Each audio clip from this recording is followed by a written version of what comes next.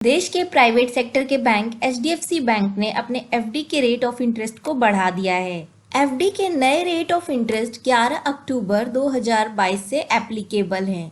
आइए एक नज़र डाल लेते हैं एफडी के लेटेस्ट रेट ऑफ इंटरेस्ट पर।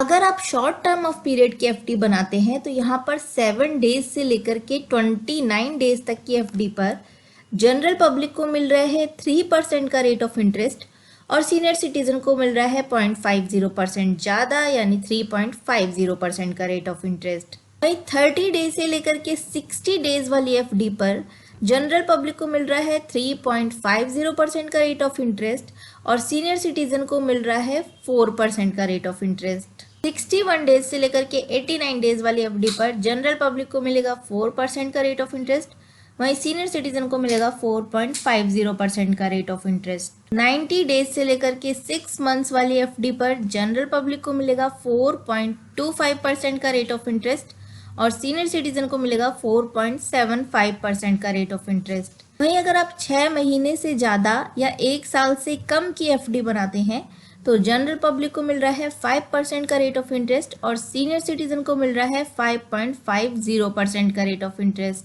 अब देख लेते हैं अगर आप लॉन्ग टर्म एफडी बनाते हैं तो आपको कितना इंटरेस्ट मिल रहा है। 1 ईयर की एफडी बनाते हैं तो जनरल पब्लिक को मिल रहा है 5.70% का rate of interest, senior citizen को 6.20% का रेट ऑफ इंटरेस्ट।